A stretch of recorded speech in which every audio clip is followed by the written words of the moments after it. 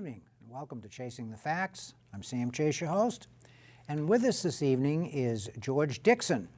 Now, George is well known to practically everybody in town, as having served on multiple boards and commissions and done a number of charitable things about the town. And this year we have George on the show because George is going to be honored as the 4th of July Parade Grand Marshal. So George will be leading the parade in I hope, a nice little convertible that we have lined up for him.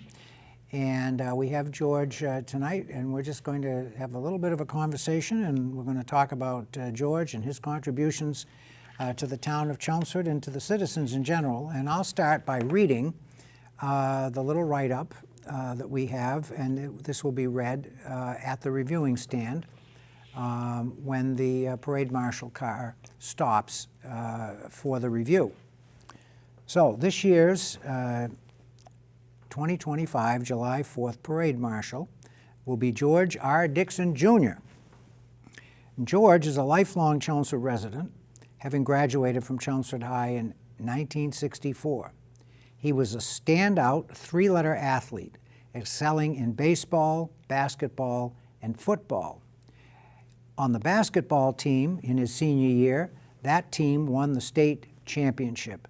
And in football, George had the honor in his senior year of playing on, in his words, the most undefeated and untied team in the history of the town.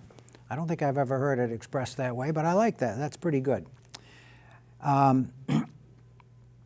After marrying the love of his life, the late Terry Dixon, and graduating from Lowell Tech with a degree in business administration, George, who was affectionately called Bucko by his friends, I've never done that. I don't know why. It just doesn't fit. It doesn't seem to fit with me, but that's okay. Maybe we're not friends, Sam. Oh yeah, sure we are, but that's okay. But a lot of people call you Bucko.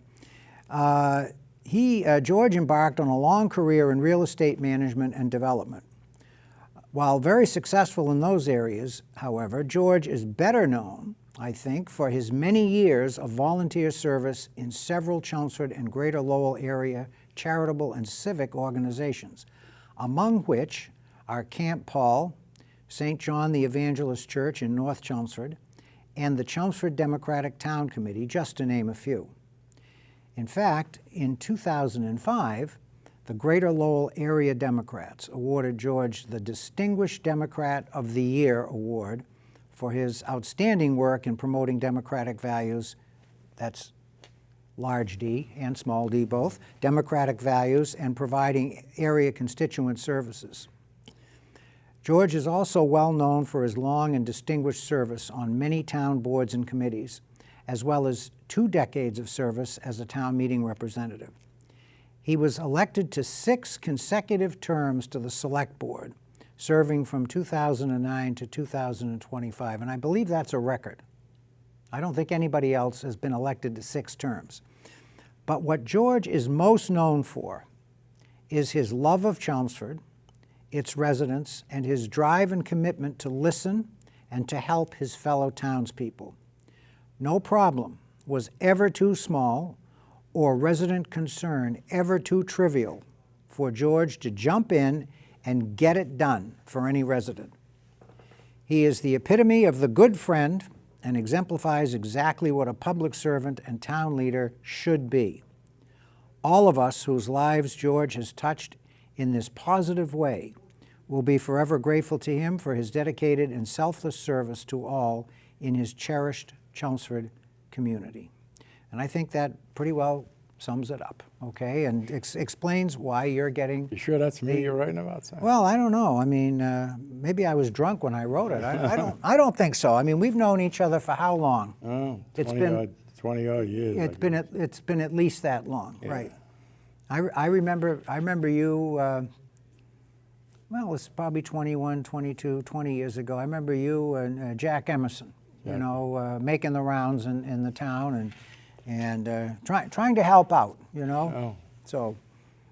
So you got your start. I'm going to say that's about when you got started with the town service.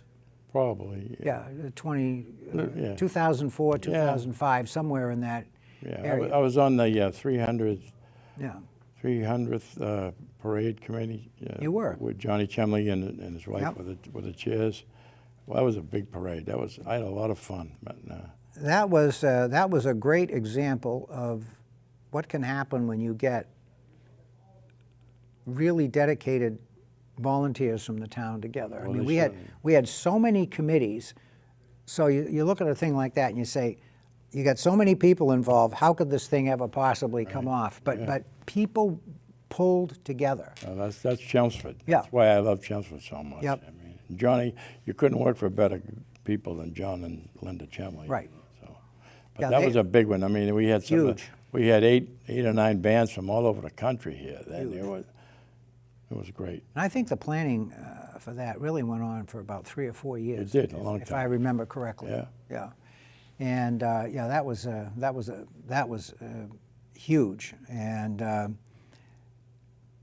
think that's really what started the thought that I mean, we always did have a 4th of July parade in Chelmsford, but after that 350th, which was a huge blowout, people really started to focus on that and say, you know, we need to do this every year and continue it, but we need to have the same level of quality that we had on the 350. Yeah, I think that's when you get a lot of buildup on the common for 2 or 3 nights. Right, All the nonprofits, they raised a lot of money for themselves, and they got additional volunteers. You know, people got to know what all the various, clubs and and organizations were in town, and people were joining them. I mean, it's kind of brought the town even closer together. I think so. I mean, I've heard it said many times that Chelmsford, we're actually a very large town. We're the 17th largest municipality in the state by population. Not too many people know that. But in many ways, we have the feel of a small town. I mean, I know some of that's gotten away from us in the last 10 or 15 years with the development and so forth, and people are unhappy with that. But still, the spirit, which is what we're talking about, the volunteer spirit in town and so forth, you could be forgiven for thinking that we're a smaller town, because of that. Yeah. It So, was never hard to get volunteers for anything. Right. If you needed something, you needed to raise money, whatever, there was always somebody there willing to help you out. And I learned a lot of it from my dad, who was Right. the Grand Marshal 25 years 25 ago. years ago, right? Which is so crazy, but he was my idol. I was fortunate. I had a beautiful mother and father, beautiful wife, kids. I've been blessed, Yep. But he was a good man. He did a lot for kids. And I mean, today, so many people still walk up to me and say, your father was, he was in the first Hall of Fame, and he was janitor at the high school. Well, you're absolutely right. I mean, I'm unlike you, of course. I'm a blow-in. I've only been here 46 years. So, but married my wife in 1979, and then we moved to Chelmsford. And my wife's mother was a teacher at the high school, Nancy Ovett. And one of the first people I remember her talking about was your father. She used to bake something for Yeah, him I had every no day. idea who George Dixon was, No, right? And she would say, well, George is, he's a maintenance guy at the school, and he does everything for everybody. And blah. And she loved the guy, But all right? she was a home ec teacher, Right. so they used to bake things every day, Right. and she'd bring it over to the guys across the hall. Yep. They were only across the hall from each other. Yep. So, I mean, I knew about him before I knew you, actually. I used to hear her talk about him. So you were very, very fortunate to have Very fortunate. him as your role model. Yep. And from everything I've heard from you and from others that knew your father, I mean, he was absolutely a straight shooter, 100%. And You didn't have to worry about what he was thinking. So. yeah, or saying, okay? Because if you're straight shooter and you tell the truth, you don't have to worry about what you say, right? Yeah. It's not going to come back at you. So I think you had, and you've obviously tried to, emulate that and carry that forward. I made a few decisions that a lot of people didn't like. I guess when you're in this game, a lot of times Well, you know what Harry Truman said? He says, a man who has no enemies has no character, okay? That makes a lot of sense. You just got to have the right enemies, that's all. And that's absolutely true. So if you're a selectman for 15, 16 years, and you've never made anybody upset, then as far as I'm concerned, You were stiff. you haven't done the job. Right. You haven't done the job. You know, not that you go out of your way to make people unhappy. No, you try to make people happy. But you know, sometimes the decision goes against you. You know, it's just the way The thing it is, if you make somebody happy, they'll remember it for a short time. Yeah. If you make them a little mad, they'll remember it to the last breath. You know what I mean? That is unfortunately true. You Yes. know, it's the toughest lesson to learn in the game, and I just Because the expectation is that things are going to go the way you want. Yeah. So when they don't, then you, yeah. Yeah, And you're you right. can't win them all. no, you know what I can't. mean? You can't. Well, it's funny because you look at politics and politicians, and there are very, very few that understand what we're just talking about here.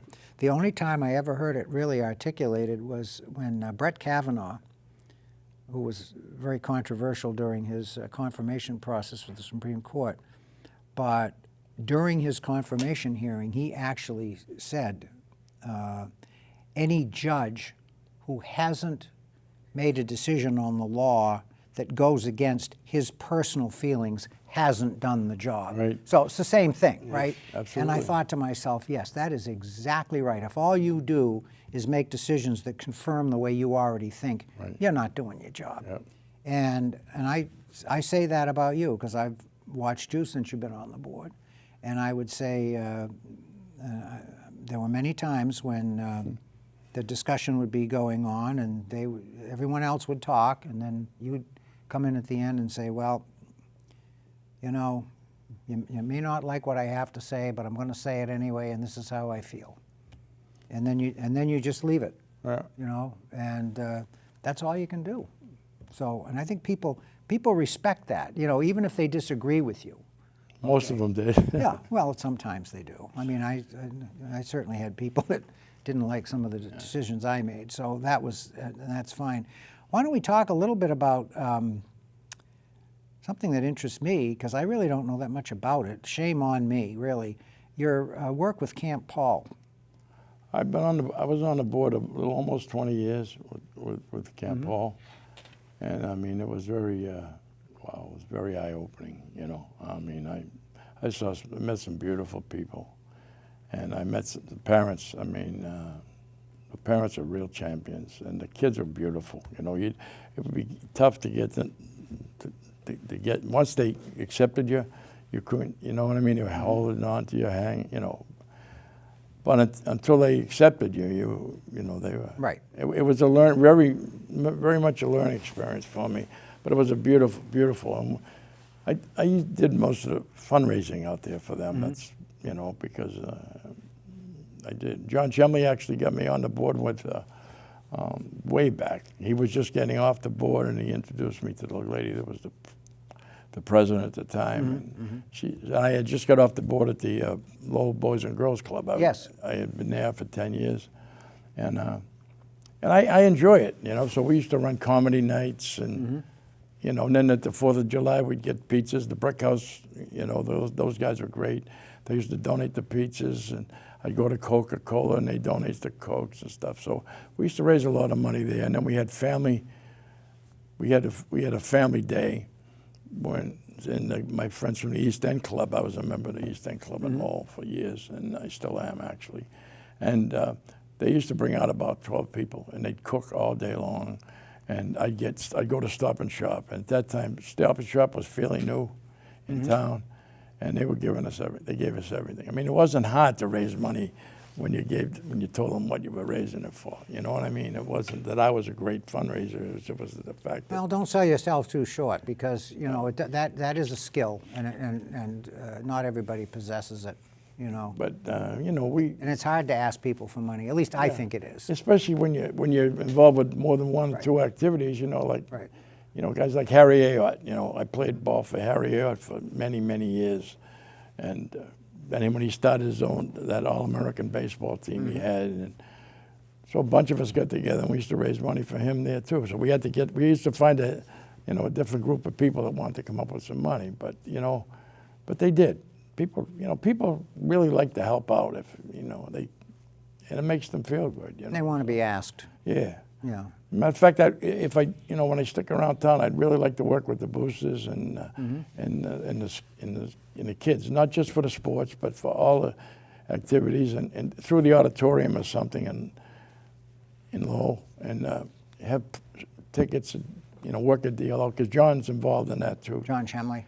He's on the operating part of it. He's one of the. Now he is totally out of the ambulance. He works for the fellow that he sold the company. Oh, he still does? Okay. But he's got a short time to go. All right. But he won't lack, even when he gives that up. John, no, he's not going to lack for John's things to do. He's a pit bull. I mean, he's going all He's day. a doer, absolutely. Yeah. And I mean, he's very honorable. I mean, if he tells you he's going to do something, it's going to be, it's going to get done. You know what I mean? And he's very charitable. And his wife's a very lovely girl. I mean, so if you need help with anything, John never can say no. That's true. But there were so many people who were good to me over the years that I could never say no to the people, that helped me, and they were starting something. I mean, because. Well, as we said before, I mean, I think that's your reputation in town. Well. If you get stuck, if you're in a bind, call George Dixon, and if he can't help you, he may be able to find somebody who can help you. Well, I was fortunate enough that I had worked with enough people, like the comedians and a couple of the restaurants and places where you could have the venues and you bring the and then we get some raffle stuff, and I mean we always made out all right. The turf fields was one of the biggest ones. I mean, I was the chairman of that committee, and that's still paying off for the kids. I mean. It's been, 10 years now, 11 years, and the same fields are still there. And I think it's probably, saved a lot of injuries and whatever. But we raised a lot of money, a lot of help. I mean, you mentioned some other people. That was pretty earlier. controversial, if I remember. Prior to Right. us, because they were trying to sell billboards or something. I remember. Oh, yes, I do remember That's that. how they were going to try to That's raise right. the money. That's right. And that was even before I got on the board, I think. I think some of the people in the athletic department and a couple of the business people in town, They said, talked about putting advertising on the public service vehicles. Too. Yeah, I remember that. And people didn't like that. Also, we said, let's form a committee, and we put a few people together, and we had golf tournaments, and we had, you name it, we did it, and we got the money. So, some people contributed some pretty good money. You bring up a good point, and one thing that I've been like you. I've been doing this now for 26, 27 years in town government, town service. And the thing that always makes me scratch my head a little bit is these things happen, and a lot of the activities that you see around town, that are not necessarily tied to a specific government office or right. Things like the parade. Yeah. For example. Right. Most people, I'm not sure, realize that parade doesn't really cost the taxpayers anything. There's no line item in the town budget that says 4th of July parade. A lot of these are all out selling flags and Correct. So advertising and what have you. And the parade committee is like so many other committees in town. It's a volunteer committee.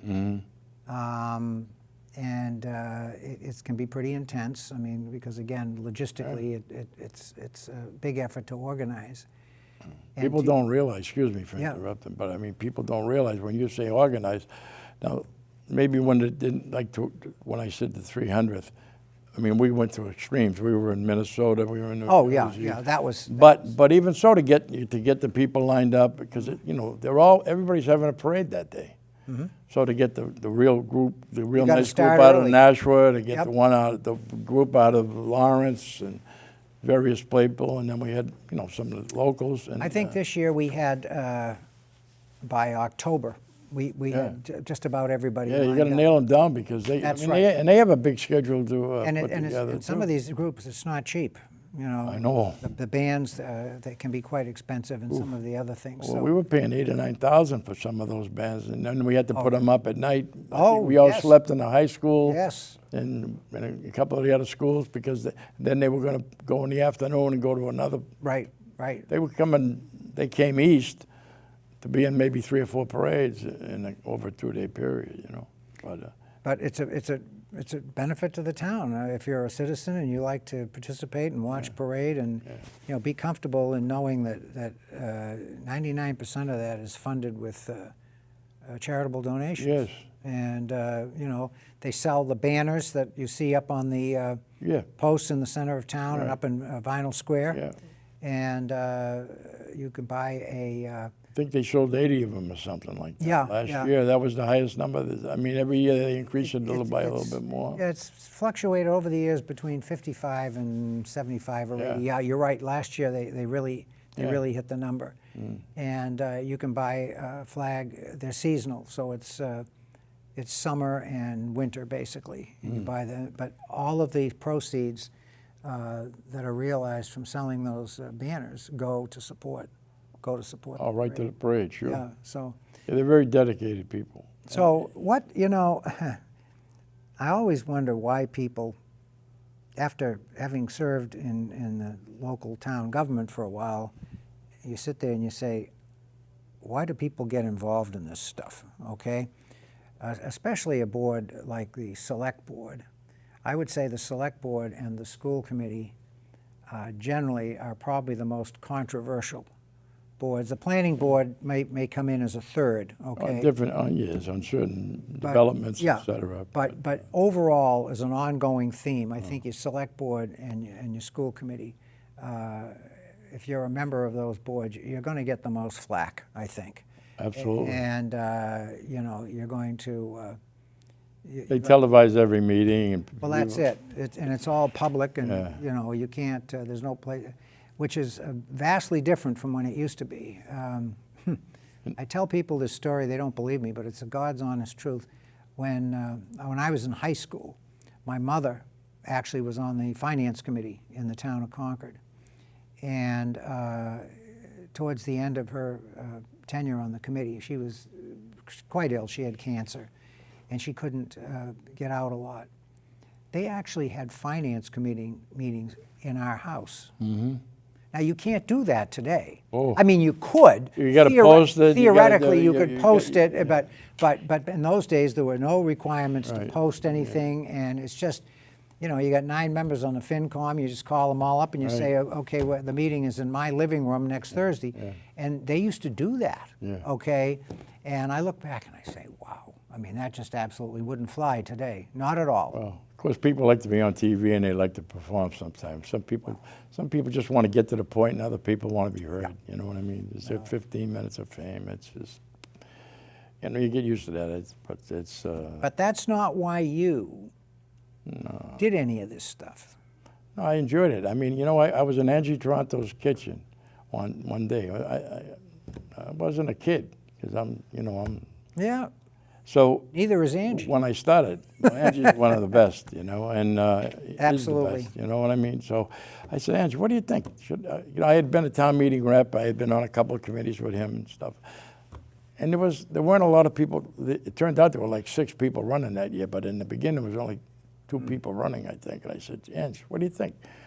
I think I'd like to take a shot at that. You know what I mean? So I called up one of the people that were running, and I said, listen, I had a little bit of a relationship with he and his family. I said, I'm talking to Am and Angie's, house here, and I'm just calling you because I'm thinking of running, but I want your opinion, because if you don't think you would like me to run or I shouldn't run.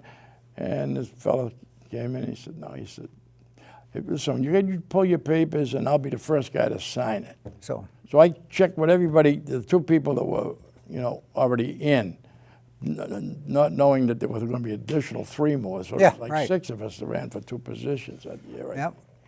And, but anyway.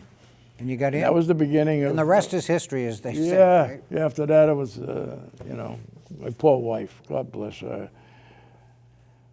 Oh man, the calls she used to get, and Let me tell you something. Terry was the best. oh, And I worked with her twice during the elections. at the polls. Yeah. For some reason, I don't remember why, but I got roped into being the precinct warden back when we had when they made the change to McCarthy. So actually, I was in charge of 2 precincts, and I drafted Frank Reen to help me as my deputy. He wasn't too happy about that, but we did. But who did we get as a clerk? We got Terry. Yeah. And boy, did she keep us straight and honest. Oh, that was and the great. most beautiful penmanship I think I'd ever Oh, seen she in was my very life. neat. Oh my goodness. I mean, I looked down and I'd say, my God, I can actually read what you're writing. Yeah. I mean, I said, you must have gone to True. parochial school. She did. I think, yeah, And it she really said, is. I said, that's what it looks like to me, you know. Yeah. Just the nicest person, and absolutely knew how to handle people and She was talk to great. She helped me out a lot because people would call up, holler and scream, and she'd take the phone. And There you go. Yeah. yeah, it was an experience. You know, I Yeah. do it again. I'm kind of glad it's over. You know, I mean, I got hopefully a few years left, and I got a couple things I'd like to try to tackle. And you know, we'll see what happens. I would like to help my son and my daughter out and make sure that they're all set. And then when I go. That's it. You know. So you had your druthers. You want to stay in Chelmsford. Yeah, I mean, my family's been here 133 years, Sam. exactly. My grandfather was one of the first fire chiefs, and was on the first fire committee. And I mean, and they used to have wars because, of course, we came from North Chelmsford, you know, and Not that we still have any of those wars. well, I never paid much attention to them, but a lot of people did, you know. Try putting the 3 water districts together and see I what don't happens. think that'll ever happen. I know it's on the card, right? I know Paul's got a lot of ability, but if he makes that happen, I'll take Well, my that's hat a off tough. to him. That's a tough one, and I mean, I think he's approached it from the right aspect. In other words, you start off by saying, we have no intention of making it a down department. It still should be independent from, and I actually agree with that. I would, because I think, and I feel the same way about the Cemetery Commission. You know, if the thing isn't broken, don't try to fix it. Right. But I would like to see the 3 districts get together into one. Well, they probably can help each other financially. Oh, yeah, the economies of scale. I mean, instead of building 3 PFAS treatment plants, you only have to build 1. Right. You know, that kind of thing. So it makes perfect sense to me. So well, we'll see how that goes. But yeah, that's a tall order. I'll tell you. You know, we used to laugh and say, well, the biggest problem with Massachusetts is we have 351 little kingdoms all doing the same thing, and everybody's independent. And people would say, well, do you think there's any chance of I said, we can't even consolidate 3 water districts in one And town. I don't know if I was asked that in one of the Yeah. debates, and I said I don't think it'll ever happen. Yeah. I think those elections were bigger. The water department elections were just as big as the town elections. I mean, they were bigger even because they were what people wanted to control. Oh, sure. But But well, even you know, even the way it is now, it does work. I mean, people get their water, and it's clean, and it meets the spec, and you know, so they're all good. They're all good departments. So I think they all run reasonably well. Okay, but I think the thought is if they were to put them together, you could maybe make a saving for the water taxes. I just don't want to be the guy to run to manage the 3 of them to No. the same meeting. You know what I mean? No, that's okay. So, I mean, you're done being a selectman. You talked a little bit about what you might like to do next. We've got about 45 seconds left in the show. Is there anything you want to say to the citizens before we sign I'd just like off? to thank them all, and God bless them all. I was blessed. Chelmsford's a beautiful town, and it's going to, hopefully, it's just going to even continue to be a better town, a stronger town. I mean, the support that people give each other is fantastic, and you know, I don't think I could have grown up in a nicer place, really, you know, and so. Well, that is a sincere endorsement for the town of Chelmsford, and I hope that we are going to see everybody on July 4th. And according to Jeff Hardy, who gets it right every year, it will not rain, okay? Weather will be good. Thank you very much, George, Okay. and we'll see you on the 4th.